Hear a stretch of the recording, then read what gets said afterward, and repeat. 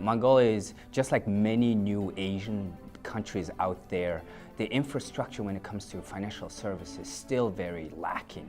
Biggest problem is people not being able to access lending opportunities through what's known as the traditional financial sectors.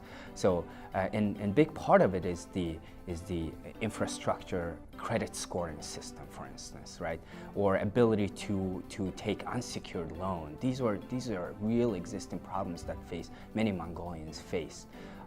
And Ant Global really started with that intention of trying to solve that problem. We see a lot of similarities in countries like Myanmar or the Philippines or Vietnam, where we're hoping to scale in the future, but where people do trust the banks, but when it comes to the services that they get from the banks are very limited right now. What happens with these emerging markets is that even being able, a small company come out and be able to create a credit scoring system that actually then helps the traditional banks too, then use this, it has such larger impact on the society.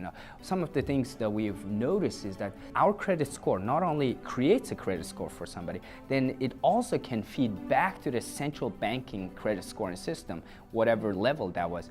And we're actually helping people now become financially healthier in terms of their scoring. So then they can go and get a mortgage from a bank. So this scoring is not just for us, it's also starting to affect the whole financial sector of the country. Startups are usually known for somebody who takes risk and adopts new technology before everybody else, right? But startups can also kind of get big-headed very easily, especially with good traction in a short period of time. I think as a team, we try to always be open-minded to what's coming up and be leading in that perspective and taking a risk when it comes to technology adoption. Absolutely, we're going to be using distributed ledger system at some point, blockchain. We're going to be looking at whatever is the new, financial ability for us to provide these services in a cheaper and faster way. So we're not tied to any technology per se. We really want to focus on being able to provide good services.